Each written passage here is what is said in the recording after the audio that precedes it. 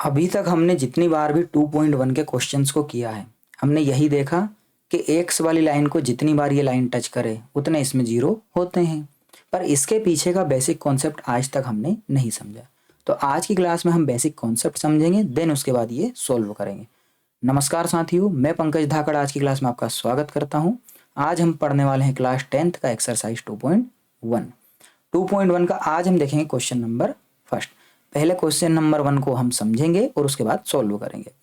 Question number 1 है हमारा, the graph of y is equal to P x are given in figure 2.10 below. यहाँ पर ये graph दिए हुए हैं, है ना। ये 2.10 में ये टोटल 6 ग्राफ हैं।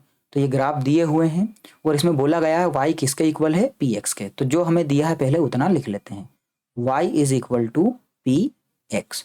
ठीक, आगे उसने बोला है for some polynomial P x, कोई कुछ पोलिनोमियल है जो पी एक्स के लिए हैं। Find the number of zeros of P x, तो उनके लिए हमें नंबर ऑफ जीरोज फाइंड करना है कि इस पी एक्स के लिए, इस पोलिनोमियल के लिए नंबर ऑफ जीरोज कितने होंगे हर एक केस में, इन ईच केस, प्रत्येक उसमें। ठीक है, तो आइए इसको समझते हैं। जो दिया है उसी से शुरू करते हैं। y equal to P X दिया है। हम जानते हैं कोई भी पोलिनोमियल पी एक्स किस फॉर्मेट में होता है। अगर क्वाड्रेटिक इक्वेशन देखें तो A X square plus B X plus C, इस फॉर्मेट में हो सकता है। अगर हम x की कोई भी ऐसी वैल्यू रखें जिससे पूरा जीरो हो जाए, क्या हो जाए, जीरो, तो उसे हम इस पोलिनोमियल का क्या कहेंगे, जीरो। और जब ये पोलिनोमियल जीरो होगा, तो यहाँ बोला है ये पोलिनोमियल इस y के बराबर है, तो जब ये पोलिनोमियल जीरो होगा तो ये y की वैल्यू जीरो हो जाएगी। तो हम यहाँ पर बोलेंगे कि पोलिनोमियल जीरो होना मतलब इस y की ये वाली पूरी वैल्यू क्या होना, जीरो होना। अब इस y की वैल्यू जीरो है, इससे ही हम सारे कॉन्सेप्ट समझेंगे। देखो, y की वैल्यू जीरो होगी तभी यहाँ पर पोलिनोमियल में x का मान जीरो होगा और उतने ही नंबर ऑफ जीरोज इसमें होंगे। तो इस y की वैल्यू जीरो कब कब होती है, जब हम इस x वाली लाइन पर होते हैं। तो यहाँ पर हम x के लिए इधर या तो प्लस में या माइनस में कुछ ना कुछ बढ़ते हैं, पर y के लिए ऊपर या नीचे जाना होता है। y के लिए या तो ऊपर जाएंगे या नीचे जाएंगे। तो इस वाली लाइन पर जब हम रहते हैं तब यहाँ पर y की वैल्यू होती है जीरो। क्या होती है y की वैल्यू, जीरो। यहाँ देख लो, यहाँ देख लो, मतलब इस पूरी लाइन पर y की वैल्यू होती है जीरो। और इस लाइन पर जितनी बार भी ये लाइन टच करेगी तो वहाँ y का मान होगा हमारा जीरो। और जब जब y का मान जीरो होगा पूरा पोलिनोमियल क्या हो जाएगा, जीरो।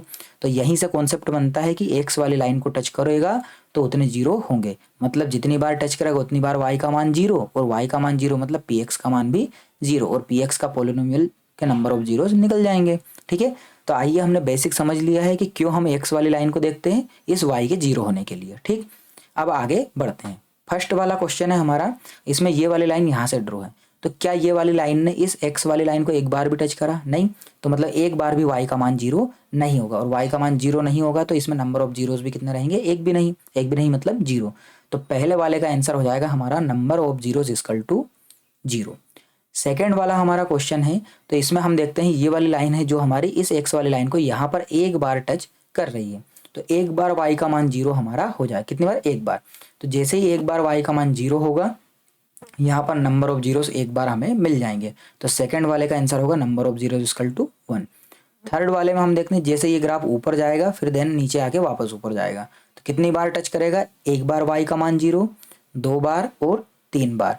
तो यहाँ पर हम देखते हैं थर्ड वाले में 3 टाइम हमारा y का मान जीरो हो रहा है, और 3 टाइम y का मान जीरो मतलब पी एक्स की 3 टाइम वैल्यू जीरो हो सकती है। तो यहाँ पर लिखेंगे 3, हमारा नंबर ऑफ जीरोस कितने हो जाएंगे, 3। फोर्थ वाले क्वेश्चन में हम देखते हैं इस तरह से कर्व है, तो इसमें एक बार और दो बार y के मान जीरो, दो बार ये x को टच करता है मतलब y के मान दो बार जीरो होंगे। तो नंबर ऑफ जीरोस भी कितने हो जाएंगे, 2, 2। ठीक है, फिफ्थ वाला जो हमारा क्वेश्चन है उसमें इस तरह से ऐसे कर्व हो गया है। तो एक बार x को टच करा, दो बार टच करा, तीन बार करा और 4 बार करा।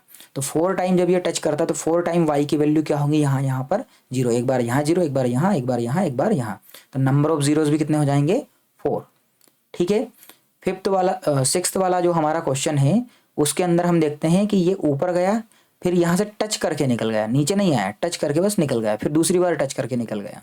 तो स्पर्श हो या फिर टच करें, तो हम जानते हैं कोई सी भी लाइन बहुत माइन्यूट से बारीक बारीक पॉइंट से मिलती है। तो जब ये स्पर्श भी कर रहा है तो इसका एक पॉइंट टच होगा, और जिस पॉइंट पर ये टच होगा वहाँ पर y की वैल्यू जीरो हो जाएगी, और यहाँ पर भी y की वैल्यू जीरो और यहाँ पर भी y की वैल्यू जीरो। तो हम देखते हैं यहाँ पर कितनी बार टच हो रहा है, 1, 2, 3। तो नंबर ऑफ जीरोस इसमें 6 वाले में कितने हो जाएंगे 3। बस इतना ही इस क्वेश्चन में था हमें कि y की वैल्यू जब जीरो होती है तब px की वैल्यू जीरो होती है, और उसी के थ्रू हमने यहाँ पर वैल्यूज फाइंड करी कि नंबर ऑफ जीरोस क्या होते हैं। इसे ही हम शॉर्टकट में बोल देते हैं कि x को जितनी बार टच करेगा उतने जीरो। अब पीछे का कॉन्सेप्ट यही है कि y जीरो होगा तो जीरो होगा। ठीक है, ओके, इसी की तरह हमारे साथ जुड़े रहिए, आपका प्यार और साथ बना रहिए। Thank you.